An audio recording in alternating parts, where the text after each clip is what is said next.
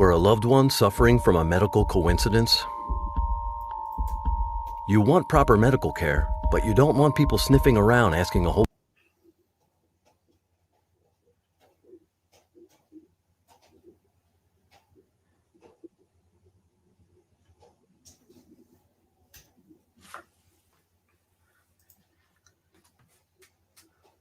bunch of questions about what might be causing your problem. At the Kaufman Institute for Coincidence, we won't look into the cause of your heart or other problem. We'll just fix it. That's right.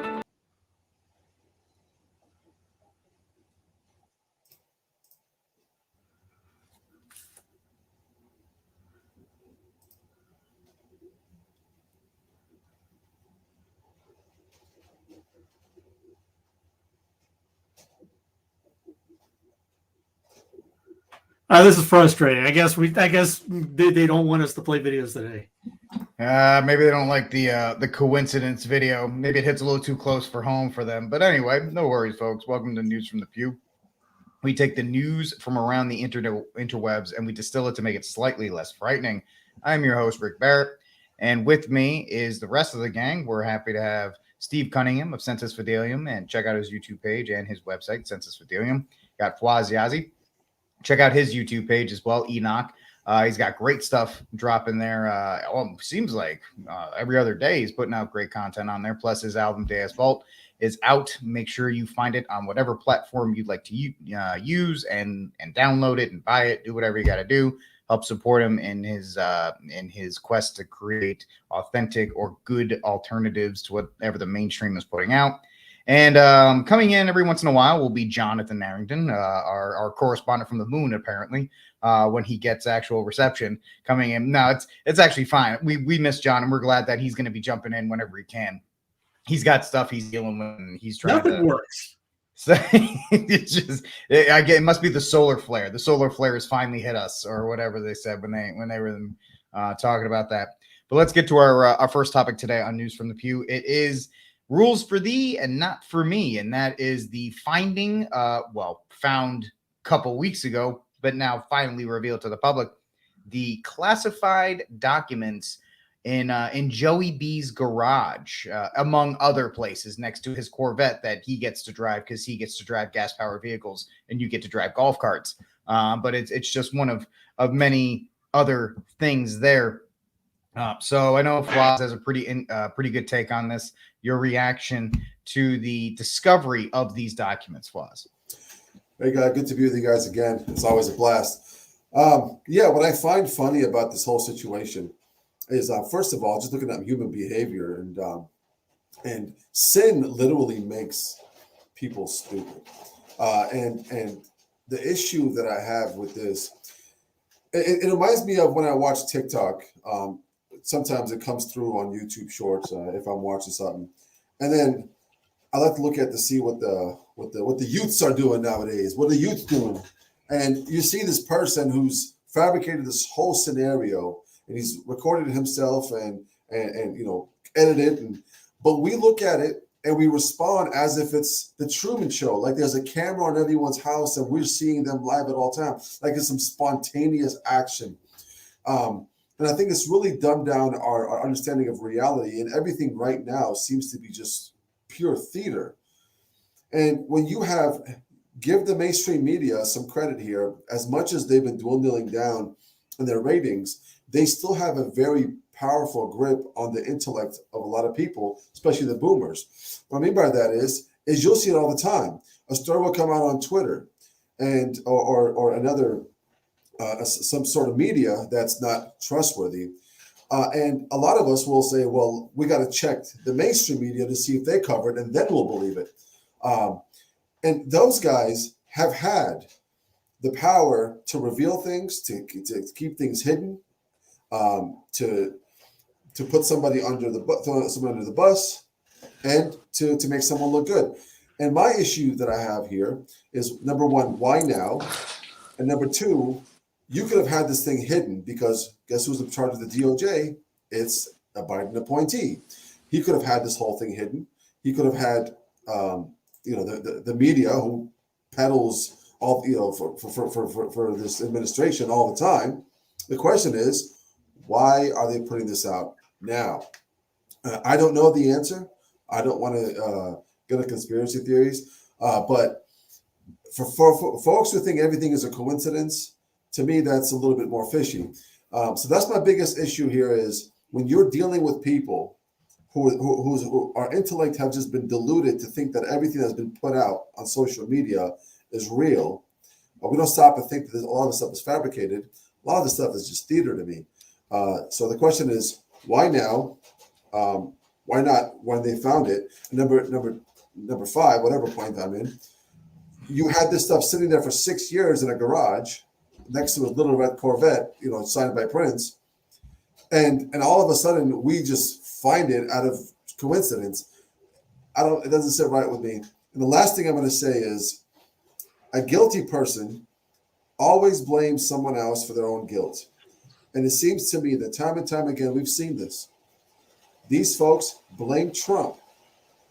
Every single thing that they're themselves are guilty for. We saw it with Russia and the dossier, and we're seeing it right now with the classified information.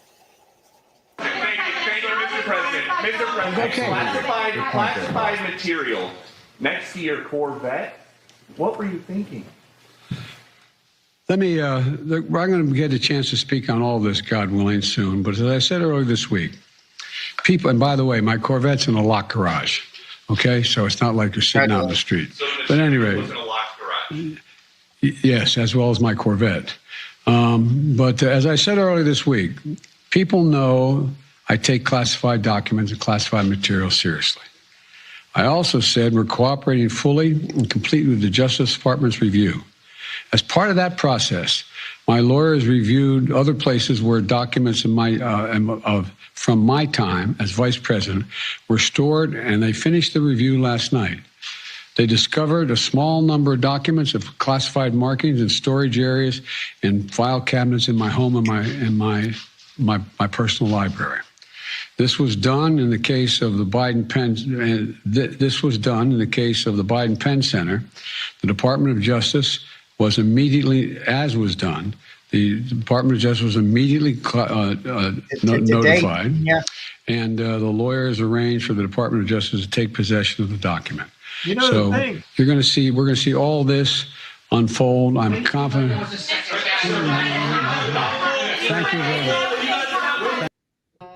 Run away! 2020 and zeroing in on the boxes of documents right behind him. There they are.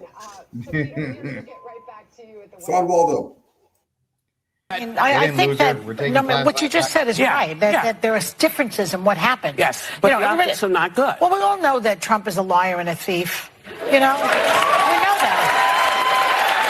So it's not that big a jump to say that he obstructed and he lied. We don't think that Biden is a liar and a thief, so we give him the benefit of the doubt. That's partly what's going on. But what I think also is going on, no matter what the truth of it is, Whoopi, they will spin it, Bubblehead and Marjorie Taylor and that crowd, Matt Gaetz. You think they're not going to spin this, that it's just as bad as Trump? And so the lie gets out there, people believe it, just like that Donaldson person, whatever his name is. Byron. What's his name? Byron Donalds. I saw him also. He was at the fight on the floor, too, wasn't he? He was nominated for speaker a number of times. By two people. Yeah. He's the new darling. One of the 15 rounds. But I mean, what I'm just saying is that the lying has been so invasive, so ubiquitous, that no one will believe the truth anymore. That basically all Democrats, not one Democrat, are going to stand up and say, we ought to try to be consistent. If Biden did exactly what we're condemning Trump for, we should call on him, on this sort of thing. But there is a difference, and there are many differences. One of them, of course, is that the president does have the authority to declassify materials, and the vice president does not. And these documents were taken when Biden was a vice president, and so he was not entitled to have them or declassify them. That is the case. So you're going to want to put on your earphones, Dr. Paul, and listen to this, because this is our president discussing Trump's mishandling of classified documents. Let's listen to the president. And you saw the photograph of the top secret documents laid out on the floor at Mar-a-Lago. What did you think to yourself, looking at that image? How that could possibly happen, how anyone could be that irresponsible. And I thought, what data was in there that may compromise sources and methods? By that I mean names of people who helped, or et cetera. And it's just totally irresponsible. Concluded that under the special counsel regulations, it was in the public interest to appoint the special counsel. Did he forget to turn his mic on? Days since, while Mr. Yes. Lausch continued the investigation, It's a case of the Low fire. budget. the department identified He's on mute. Mr. Hur for appointment as special counsel. This morning, President Biden's personal counsel called Mr. Lausch and stated that an additional document bearing classification markings was identified at the president's personal residence in Wilmington, Delaware. When I first I don't know what he's saying. I can't hear the words coming out of his mouth. Yeah, he's on mute. And they forgot to. It's a little funny when they're talking about Biden. They forgot to do all the audio. It just didn't work at that one time. Steve, not a shock when the federal government, when the Leviathan is so large and so in charge of everything, that of course it's going to look to protect its own interests in the beginning, while, as Fawaz said, projecting all of their faults and failures onto other people. Yeah, it's as Dr. Paul said, maybe if we're going to be consistent, which there is no consistent, the only consistency in DC is they're inconsistent about literally everything. It's the Red Sox versus Yankees, red versus blue, your team versus my team. You're the bad guy, but when the cameras turn off, they're BFFs. So just like I bring up before, the inauguration breakfast when Trump was selected. He gets up there and says, "Hey, I want to say thank you to my good friends Hillary and Bill Clinton." Days after he gets the lock him up chant, and everyone's going, "Hey, lock her up, lock her up, lock her up," and they're buddy afterwards. It's show business for ugly people. Nothing's going to happen to Trump with the whole thing in Mar-a-Lago because that was his great TV. You got your eyeballs on the tube. Everyone was talking about it around the water cooler. Guess what's going to happen with this? Ain't not a doggone thing going to happen to this. It's just more drama for TV. Now Fox gets to get the drama for it instead of CNN and MSNBC, even though this is beyond stupid. I mean, literally, if you saw that clip with them driving backwards, it's in my garage. My garage is locked. Man, you know how to break open a garage? That thing is, it's not like it's a pharmaceutical, storeway when you have to have it at a particular degree and you have to, go through checklists to make sure it's secure and all that. The little storage sheds have more security than his garage. And he's got the audacity to say, it's in my locked garage with my Corvette. Hey, how stupid is it? Well, we know the answer. They think we're all a bunch of idiots. But it's like, how stupid do you think we are? I mean, Ducey was great on that. It's in your Corvette. It's by your Corvette. Was it next to your trophies and baseball cards? I mean, then you got coupons for your ice cream factory right next to it. I mean, how do you think this is a good thing? Biden should have just got up and just said, you know what? Yeah, I screwed up. You know the thing. I mess up a lot. No, he sits there and reads from a prepared note.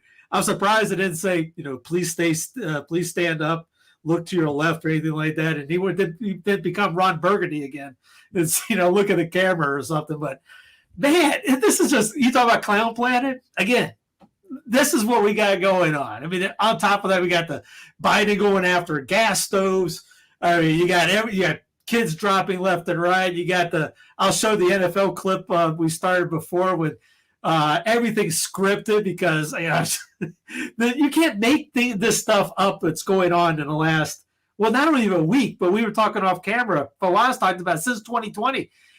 This stuff is just so insane that if you think about it for longer than 5 minutes, blood might come oozing out of your ears. Indeed. Absolutely. I mean, absolutely. In that regard. So yeah, it's not too much of a shock. And Steve put it perfectly. It's the second week of January. It's the second week of January. It's all dead. That's why this stuff is being revealed, because nobody's paying attention at this point. Everybody's either in debt, trying to figure out, on vacation, maybe going back to work and being miserable because they had a week off from work.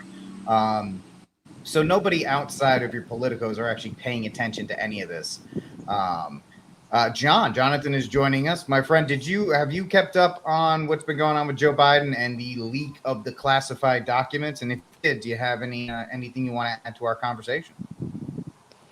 Yeah, I mean, I've kept up with it, I guess, about as much as anybody who's juggling a few, as you well said, a bunch of other things, just trying to keep his family, above water. So yeah, it's. I don't have much to add to the descriptions that Steve and Fawaz gave, except to say that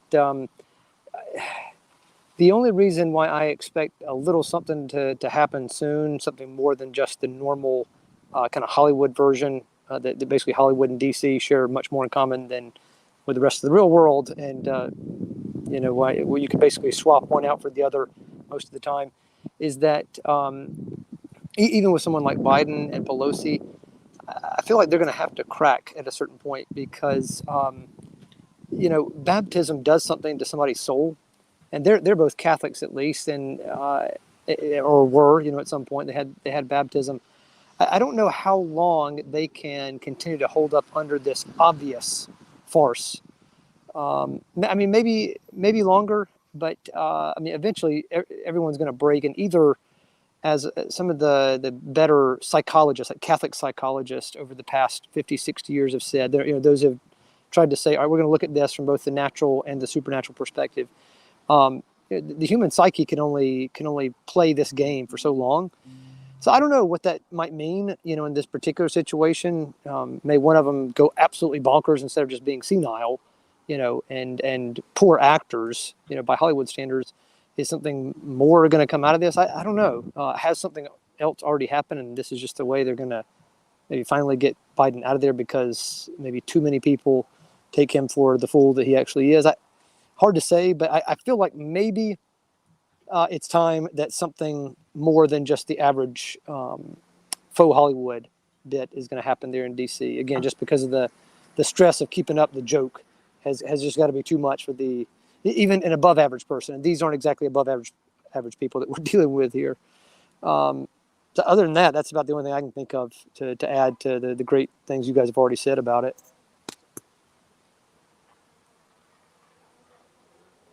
Look at you muting yourself again.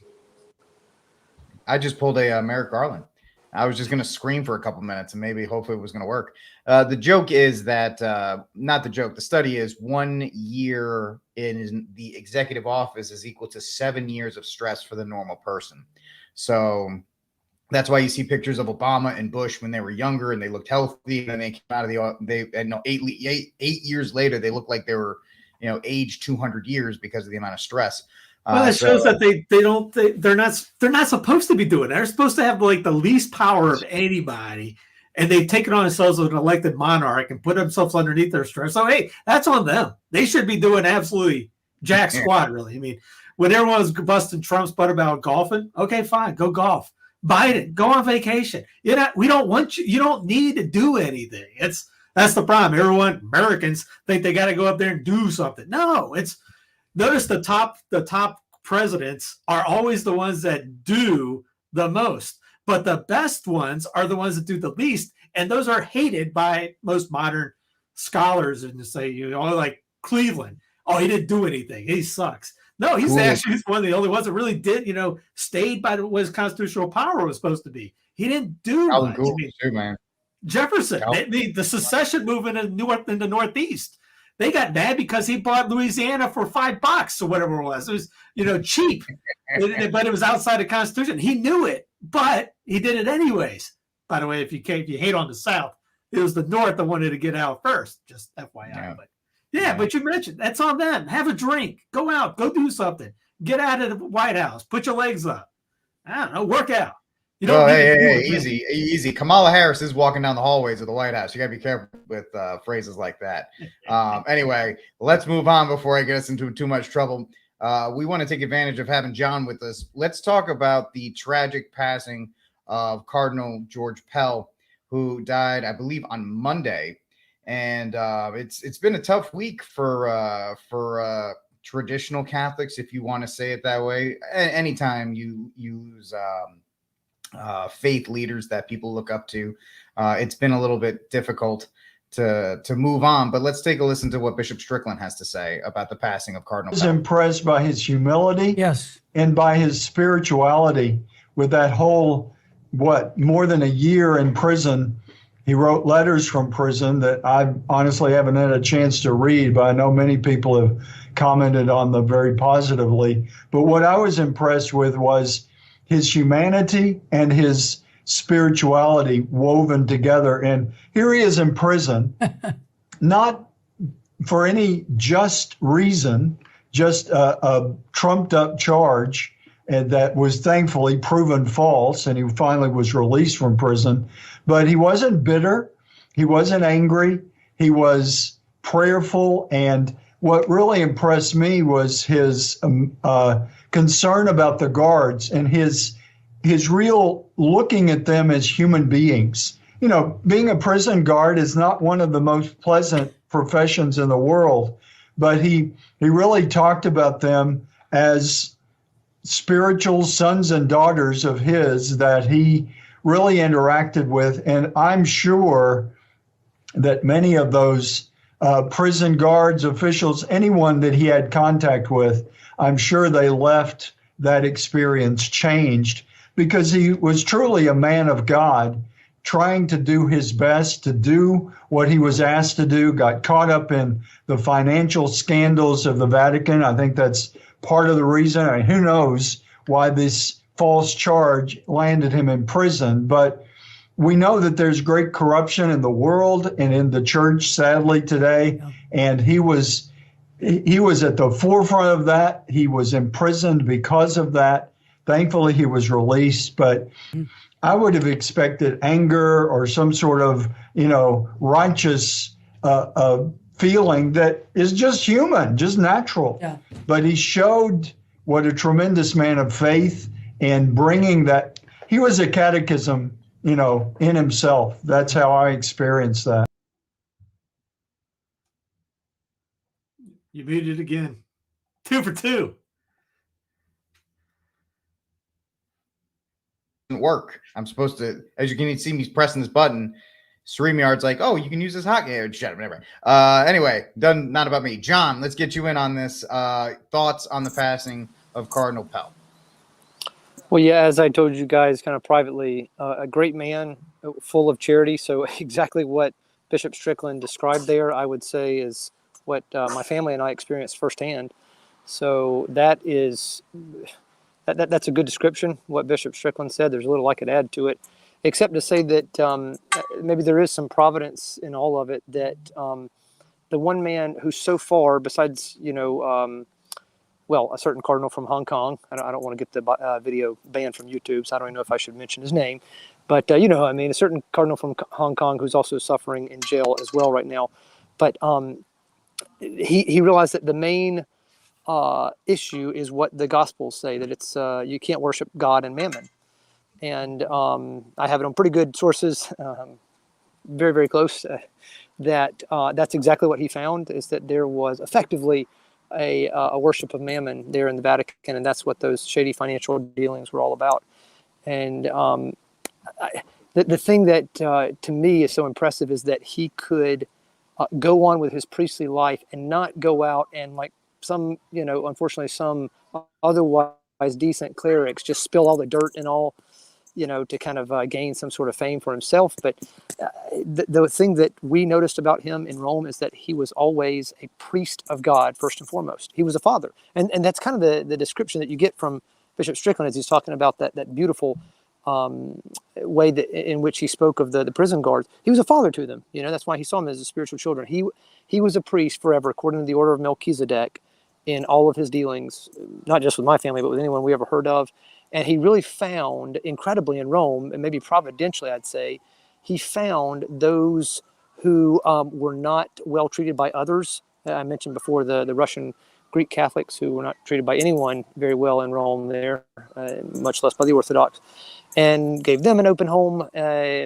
So, a special man who I think saw the most persecuted groups in the church, and that included also the traditionalists. And he found a way to, be a father to them in various ways. So a great man, and I don't want to. You don't want to kind of act like you're looking at the entrails of a bird, like the old Roman way of telling what the future is going to be. But it does seem pretty, I should say, inauspicious that he would die in about 9 days after they start having the public viewings of Pope Benedict. So we've lost, two kind of giants in the church in a very short span of time. So for what it's worth, hopefully they're interceding for us now in heaven, and so that makes it a little bit more bearable for us. But at the same time, that's two warriors of the church militant, true warriors, I think, for the faith that are no longer here on earth with us. So that's what comes to my mind, at least. Yeah, it is difficult after listening to and seeing what Cardinal Pell went through and never losing or never even showing any kind of wavering in the faith, unlike some of our local bishops and priests who will waver at the drop of a hat. But anyway, I will shut up. Fwaz, your thoughts on the passing, and John brought it up. We actually didn't touch on it. If you'd like, you can talk about your thoughts on Pope Benedict as well, because we didn't touch on that because I don't think we were around when he actually passed. So if you'd like to touch on both of those, Waz, you can jump on in. Sure. Thank you. Thank you, Sean. Regarding Pope Benedict, in a non-personal level, I think Pope Benedict was an intellectual giant, a great theologian of our time. He's dedicated so much time and effort in studying our Lord and the way the church operates, and also serving the church to the best of his capacity. Had a couple of mistakes that he made as Pope, but nobody's perfect. I think overall his papacy was a net positive. I guess you can say early on in his life, Ratzinger, I guess is his real name. He was kind of a lefty, and then kind of started becoming more center, and then moving a little more right. He was president of Vatican II, I believe, as a priest. He was a theologian at the time. So his passing was it did hurt a little bit, mainly because I started reverting more on a more personal level. I started reverting back to the faith around 2005, and mainly due to the church fathers. So John Paul II had just passed. St. John Paul II just passed. Benedict had come in, and because I was so on fire for the faith, I kept a close eye, in the state of the church and what's going on with the church. So I did appreciate a lot of his homilies and his writings. But one thing I did do when it came out is I looked forward to the book that he had written, Jesus of Nazareth, and I think there's three of them, and I read all three. At that time, I got my hands on everything that he was writing. Because he was the Pope and I was on fire for the faith, I kept a close eye on his papacy. So that did hurt a little bit. So God rest his soul. Hopefully, it looks like he did receive his last rites. He was a holy man, and hopefully he's in heaven.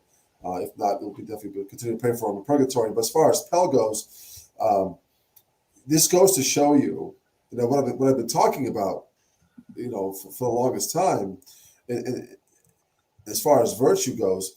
When you finally see someone that has the interior discipline, and there's a sense of holiness to Pell that only can be, I guess, manifest through grace. And you can kind of see in his actions that the fact that he was persecuted, and you saw this in Pio as well, that when he was persecuted, he kept quiet. He let God deal with his enemies, and he was justified through it. And kudos to Pell. I know he had some issues with the current synod on synodality. That'll play itself out, I guess, in the next year when all the documents come out. Let's hope that the cardinals, the bishops, and the Holy Father do the right thing and don't introduce anything funny to the faith. But one can hope. But now that we have Pope Benedict and Cardinal Pell move on to the next life, God willing, if they're not in purgatory, they've seen the beatific vision. They can do more for us up there than they could ever do for us here. So we definitely ask them to pray for the church more in a private sense. So that's all much I got to say. Yeah, it's interesting, all the stuff that's coming out now about Benedict and the fact that he was a progressive at Vatican II, and that the stuff he saw at Vatican II actually pushed him more to the right than what was intended. And he really was a giant intellectually in the faith. And a lot of people were looking at him as this kind of stopgap in Rome to any continued war against tradition or whatever you want to call it, just his mere presence there, even though he retired. But Steve, your thoughts on Cardinal Pell, your thoughts on Pope Benedict? Let's hear what you got to say. Hey, you missed the chat. I wrote in there. I really have no thoughts because I'm not really strong in this. You're stronger than I am, dude. Yeah, Red Creole's kind of podcast. That's all I can say is, I mean, the only things I know of the good Cardinal is what was going on with his imprisonment and things like that. And I thought it was a kangaroo court that was going after him in Australia and things of that nature. And obviously with Benedict, you guys have already said much what, all I can say really about that. I really don't keep up with Rome news, Vatican news, and everyone knows why, because it doesn't intrigue me at all. So, yeah, it's one of those things like, I talk about the news, secular news. We can do a little bit something, with church news. I just leave it all up to the good Lord on that one. I got nothing. I don't keep up with it. So mea culpa to the rest of you people out there looking for my fantastic commentary. I don't have any. I was lucky enough. I read one article about Benedict a week ago, which is why I was able to say that much. So, but I'm with you, Steve. I don't really do. I always call myself a medieval Catholic, where I try to operate as a medieval guy. I'm just on my my farm, my little acreage, and I just go to church and back, and I do everything I can to try and keep my family in a state of grace. I don't really involve myself with everything else because let's just be real. I can't even operate the board here to keep myself unmuted, so I'm not really one to get into church politics in that regard. So let's just move on. Speaking of people who can't operate their machinery or their electronics, I hope you didn't have to travel this week because the FAA and the guy in charge, Pete Buttigieg, made sure you couldn't. If you missed that, congratulations. But let's take a look at the chaos that unfolded in the friendly skies for the next 5 years to make sure that FAA has everything that they need in terms of systems, resources, and staff.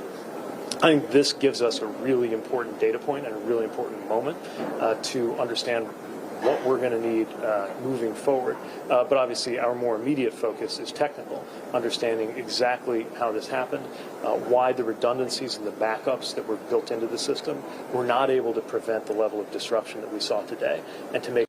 Think back 2 years. It was 2 years ago that Pete Buttigieg of South Bend, Indiana, was in a very hard place, really. He was unemployed. He was pushing 40. He was staring down the barrel of a grim and non-productive middle age. For Mayor Pete, the back nine did not look promising. But then help arrived in the unlikely and doddering form of Joe Biden.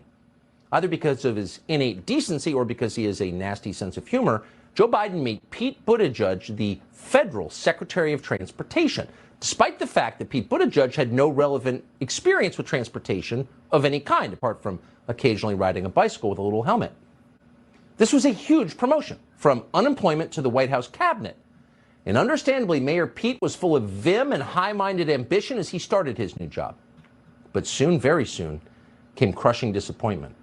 Like a home buyer who discovers that his new house is riddled with termites, Mayor Pete soon learned that the Department of Transportation was on the verge of collapse.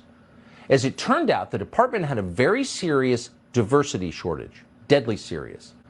Imagine being adrift in an open boat in the Sargasso Sea and realizing you're down to your final tin of equity. You're about to run out of equity. That's where Pete Buttigieg found himself in January of 2021. That's not the kind of emergency a responsible federal appointee could ignore. And fortunately for our nation, Mayor Pete did not ignore it. He took swift action. Just months after taking office, Buttigieg located the core of the problem, which, as we now know, was racist roads. There is racism physically built into some of our highways, Mayor Pete announced. And in his voice, you heard the iron resolve of a man who has no tolerance for bigotry and asphalt. And yet at the same time, you also heard a deeply sensitive man, a man who can feel the hate beneath the wheels of his electric vehicle, where others might just hear road noise. Mayor Pete decided to stamp out this hate. By November of that year, Buttigieg had ordered every freeway overpass in the Bronx inspected for racism. And soon he had preliminary findings. If an underpass was constructed such that a bus carrying mostly black and Puerto Rican kids to a beach in New York was designed too low for it to pass by, he explained, that obviously reflects racism that went into those design choices. Yeah, obviously, it makes sense. Problem identified. We should point out here, though, that Mayor Pete didn't actually tear down and rebuild these racist overpasses in the Bronx. Construction is not his thing. It was enough to call them racist and move on. That is his thing. And really, it's core to the new mission of the Transportation Department, which at this point can be summarized pretty simply. If a single trans woman of color has a bad day in this country, we as a nation have failed. With that credo in mind, Mayor Pete turned his attention to aviation.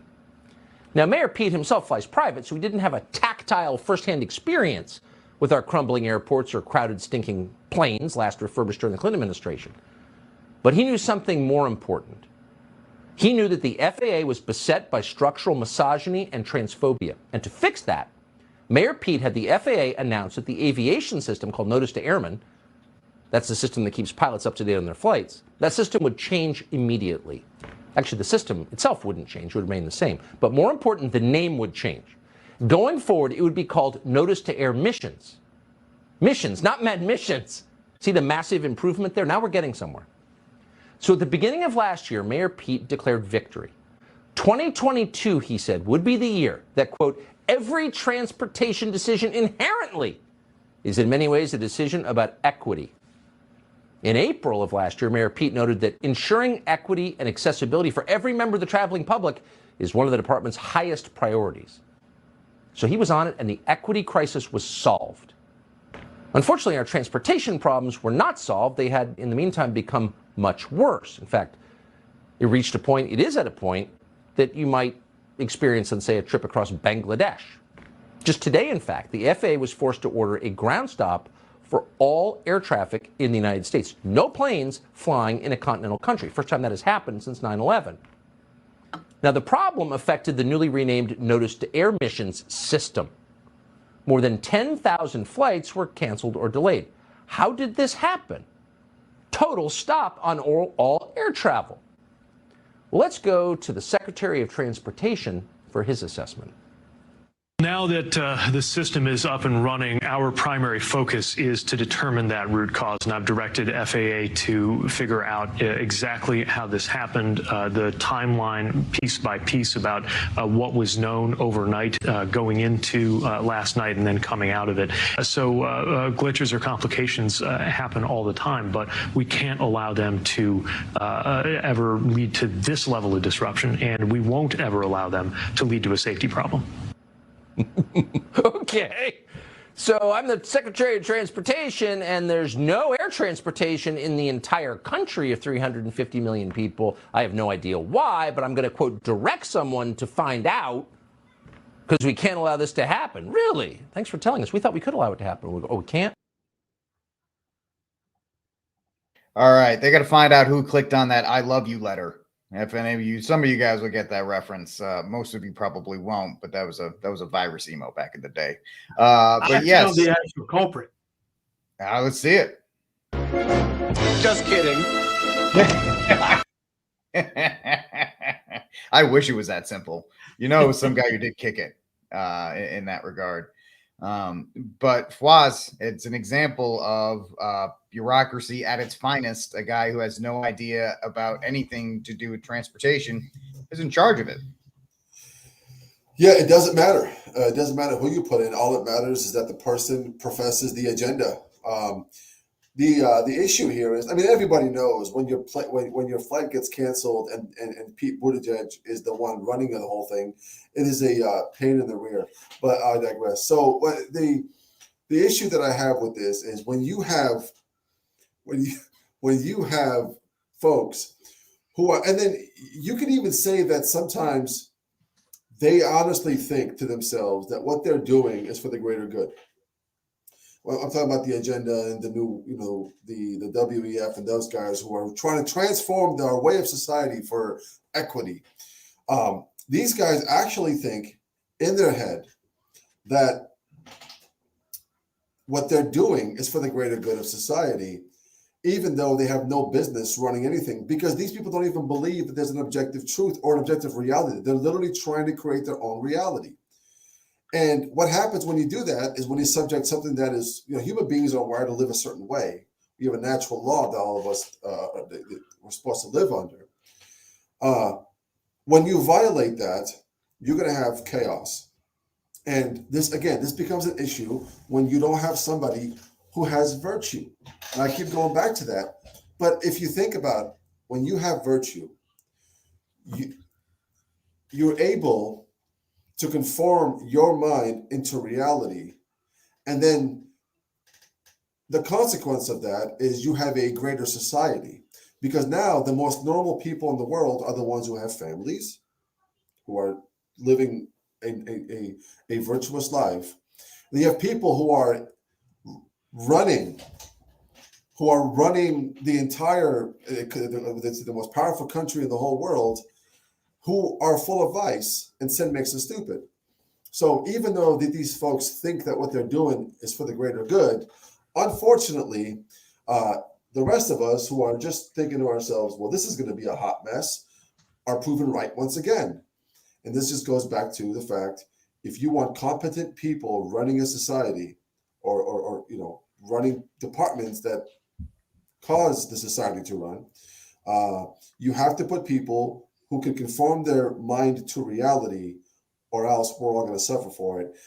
I'm convinced that this is just part of the chastisement. God has just given us some really, evil leaders, and we're just subject to it. We just have to. It's kind of one of those things like, all right, we just got to sit. We're gonna have to take it until God spanks us, and we move on to the next. So that is in no way, shape, or form correct. Waz, I am very First of all, I'm glad I was on mute when you dropped that first joke in there, because I think I would have had some problems holding it together with that. But yes, you have everybody who is in charge. And I saw your comments in the chat room. That is absolutely 100% real. There is nothing fake about my background. That is obviously one of my 7 houses in regards to the lodge. And now I have this exquisite background that does not in any way look at all fake. So yeah, to you. But anyway, I think it's a gas stove that they're going to come after. That's right. We'll get to the gas stove in a second. But Steve, what would you like to add to the FAA debacle? I mean, there was the trains, there was the mess over Christmas. Now there's this. It's just a continuation of events. Now, of course, I'm sure this is just a psyop to get us ready for when the WEF wants all planes banished and not able to be used. So they're just getting us used to not actually having said planes. But your thoughts, Steve?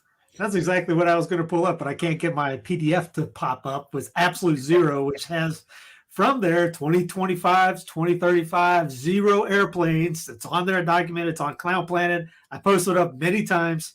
That's in their plan. So get ready for that. What happened the other day is what they want in the future.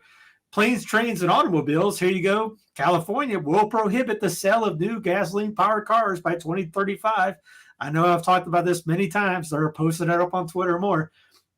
100% of new cars sold in the state will be fossil fuel emission free. And North Carolina is in on it. Every state that you can think of is in on it. South Carolina, blood red, they're in on it. This what you see is the WEF, who's having a meeting next week, by the way. I'm pretty sure I'll watch it so that y'all don't have to. And to talk about, see what they're going on, and I'll watch other guys to see what they're talking about there, because it's stage 3 or year 3 of Clown World. That's what we're talking about. I mean, with the stove thing, I'll go ahead and get the video of it. I know I have it right here. Science is showing us that also having with that a gas stove in a small apartment, especially with bad ventilation, it's like having a car idling there. And if you have young kids, it can affect cognitive abilities and as well as asthma. Now, we've had stoves for how long? Gas stoves. People have gas stoves. I know people that in New York, that use it to keep their house or apartment heated a little bit. It's just like the whole thing with the jab thing. Let's not talk about the poisonous food. Let's not talk about the poisoned water. Let's not talk about EMFs. Let's not talk about bad air, bad hygiene. Let's not talk about being overweight. Let's not talk about, countless other things. I mean, just cancer itself.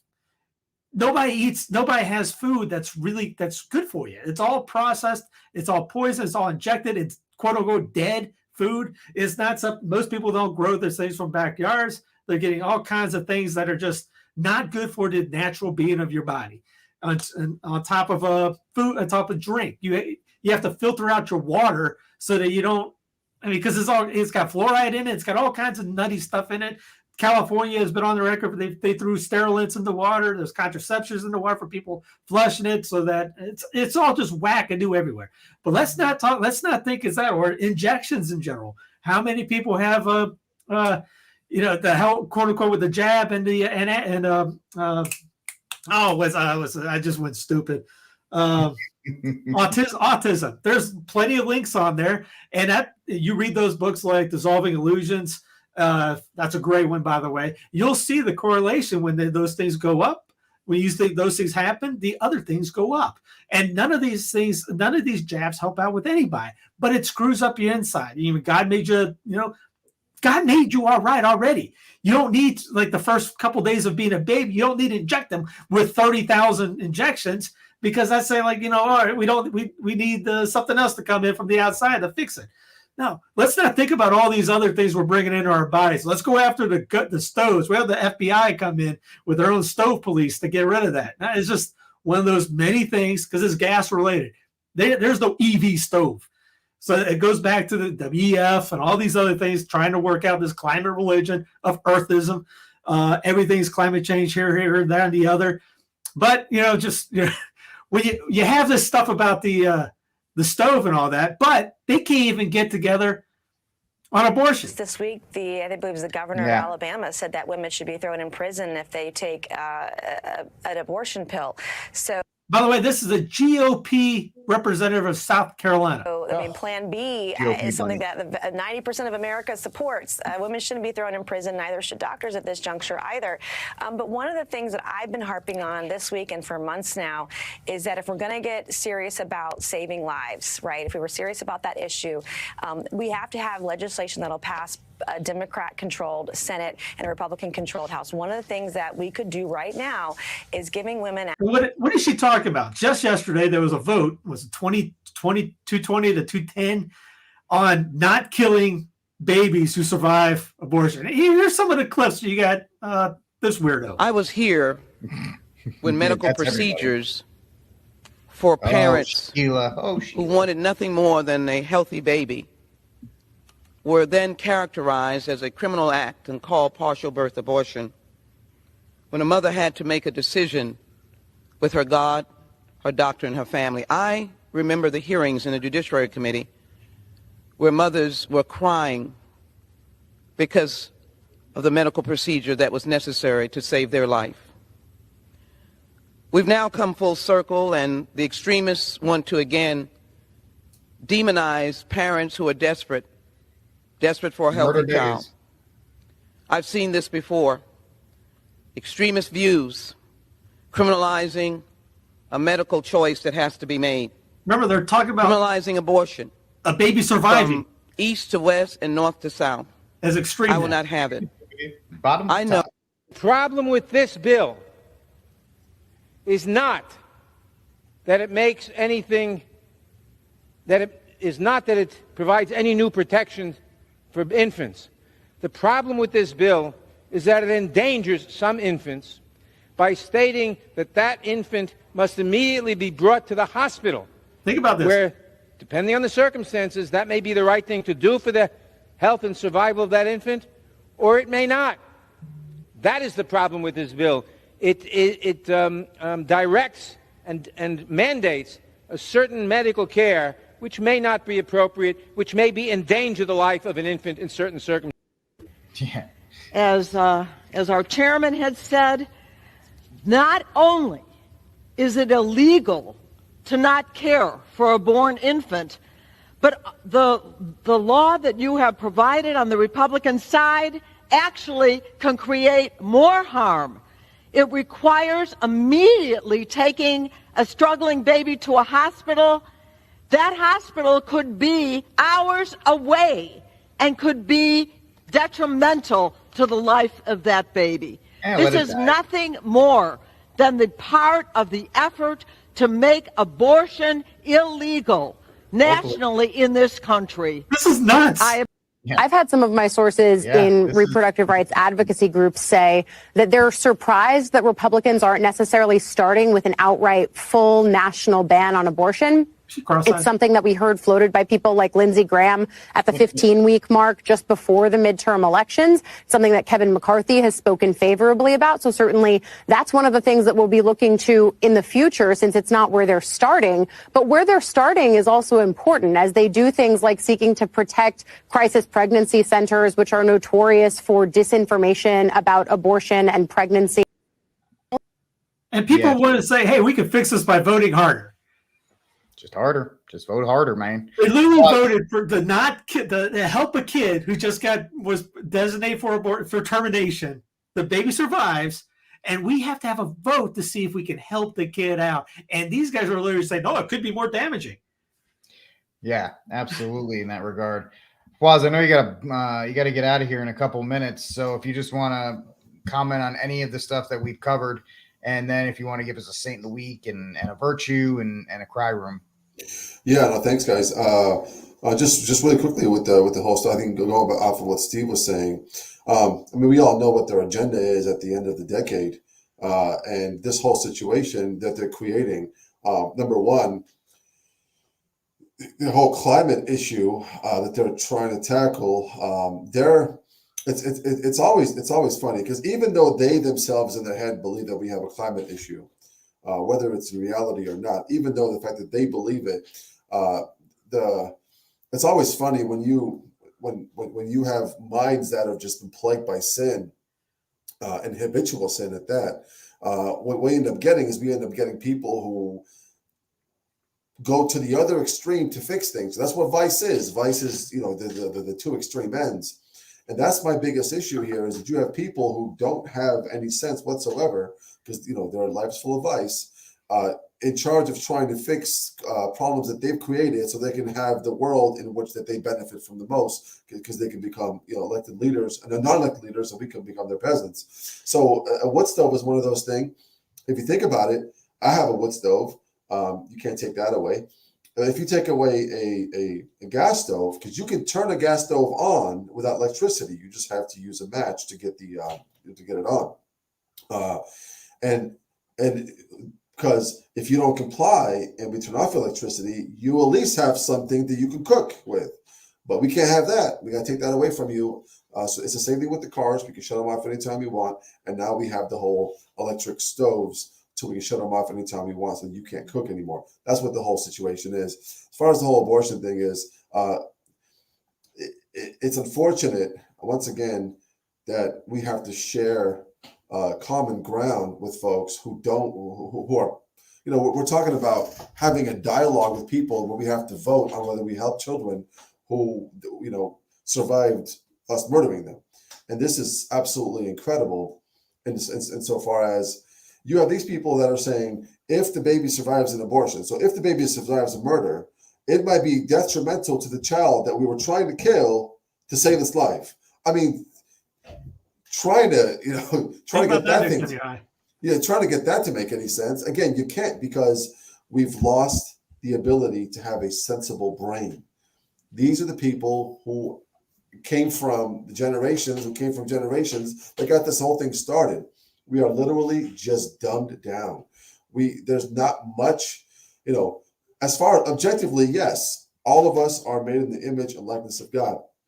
But the way that human beings operate nowadays, I mean, look back at people, Chesterton. I mean, look at post-Vatican popes. I look at their encyclicals, and they're just going off in paragraphs after paragraph after paragraph, talking about God knows what. They're running in circles. Look at some of the intellectual minds before Vatican II.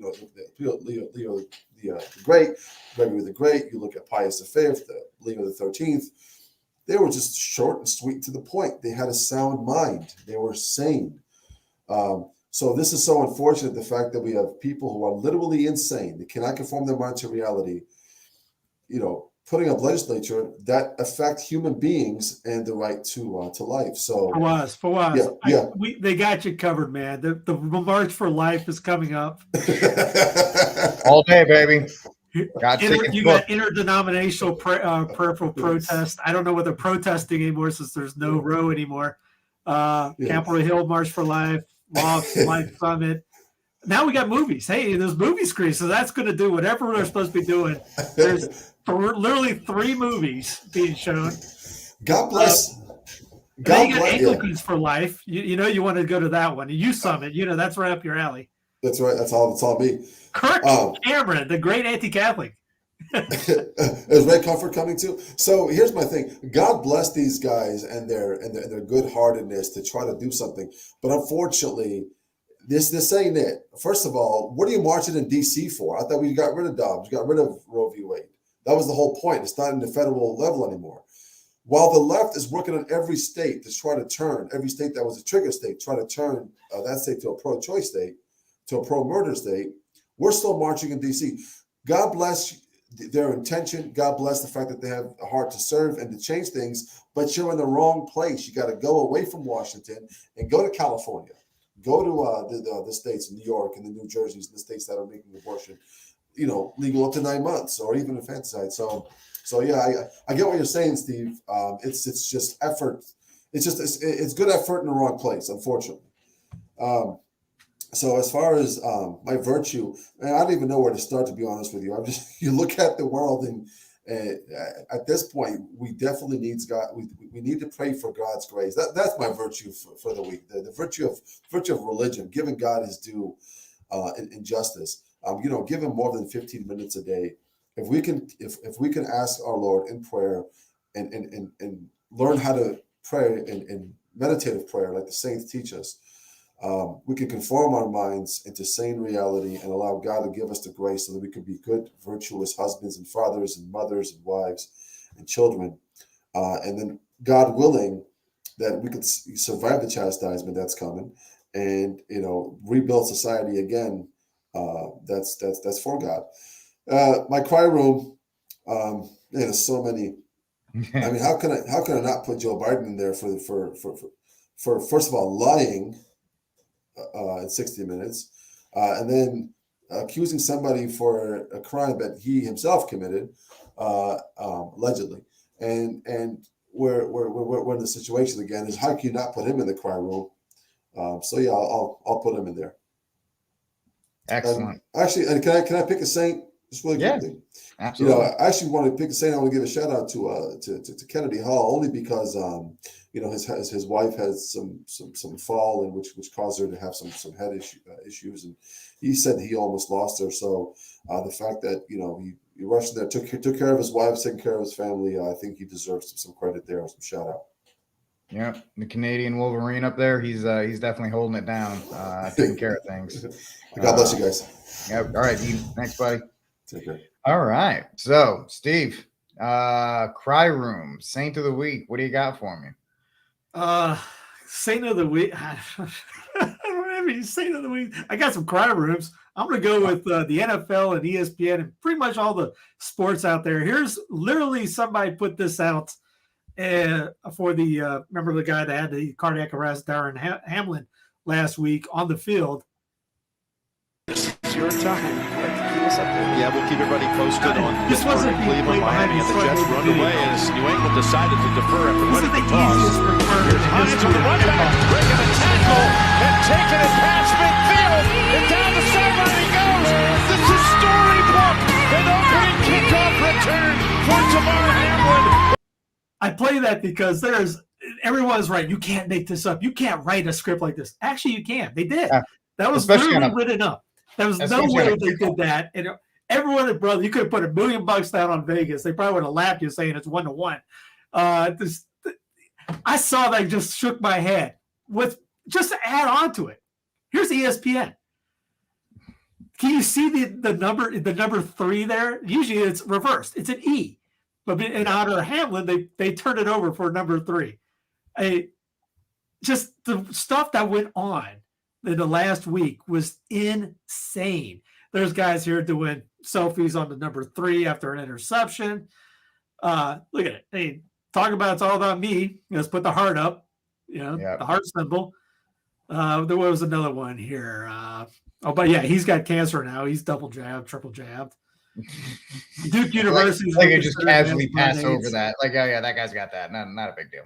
Yeah, it's not a big deal. And the day after, where is it at? I have there's an Old Dominion basketball player that dropped on court. but nobody cares about. I guess I don't care about it either because I thought I had the clip. There it is. Half of their game today. Keep your eyes on number 3, right side of your screen. That's Imo Esian. Sophomore guard stops, then slowly goes down to the ground. Players from both teams. Now, if you watch in slow motion, you'll see the ball hit him at rapid heart speed, and then he gets elbowed in the heart. Visibly upset after watching. Yep. Take a look. Number of ODU players were seen crying, looking on, and hoping their teammate was okay. Thankfully, trainers from both schools were able to get Imo back on his feet. He was evaluated, responsive, and rejoined the team in the locker room at the half and even sat with the team on the bench. You have to be injected to play ball anymore, even in college. Oh, forgot about this. Where is it? Oh, that's not it. Where did I have it? Fans want Bills trainer staff be inducted into the NFL Hall of Fame. I mean, why not? Why not? I mean, if you're going to keep the narrative going, you might as well go all out. And there was somebody that had a great point. They sent me a video going, there's nobody in the stadium or that has video on the CPR that went on during on the field. And now he's out of the hospital. And I've seen nurses say for what he went through, apparently, for his recovery to be within like 3 or 4 days is unreal. It doesn't usually happen. Again, I'm not buying any of this. You'll see that no one's talking about it anymore. It just got swept underneath the rug. But since he went down, you had the ODU player, you had a girl playing flag football that dropped dead at 18. Flag football. So he got hit, remember, and everyone said how hard of a hit. This late girl got hit, played flag football, is now dead. She didn't have the narrative behind her to save her life. This was played at the beginning of the show, but we had technical difficulties. Or a loved one suffering from a medical coincidence? You want proper medical care, but you don't want people sniffing around asking a whole bunch of questions about what might be causing. I guess these would be my saints of the week. These guys have put this video together. Your problem.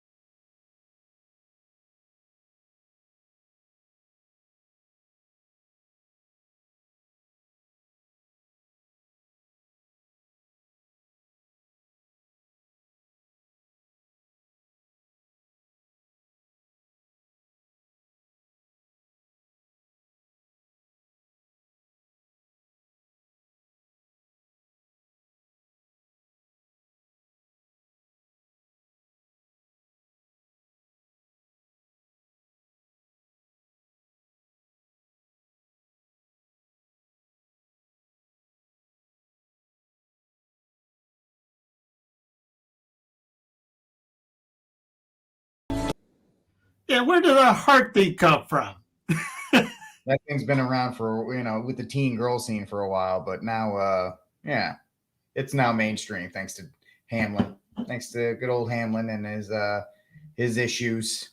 But yeah, incredible the issue that was brought up there, and of course, then talking about the kickoff, that can easily be done and easily coordinated. All 1 or 2 guys just have to run into another couple blockers, open up the lane, and everybody's told, do not touch him. I guarantee that was set up. That was set up beyond set up. And let me just say this, as a former Patriots fan, they love going to Bill Belichick, who actually is an old school coach. He's like, you're gonna give up 7 to begin the game. I just kind of like to stick it to him, just because I don't like him either. So it is what it is. Here's my I have nothing but a cry room, and it's the Ukraine lady. We didn't see it in the beginning. I'd like to see the Ukraine lady. She's my cry room for Just so cringeworthy. I thought Candace did it better. yeah, I'd have to give you on that one. But ladies and gentlemen, that is it for today's News from Pew live coming at you. If you like what you saw, as you see in the scroller down below in the banner, like, subscribe, and share the News from the Pew. We look forward to talking to you next week. And now, always and forever, Viva Cristo Rey.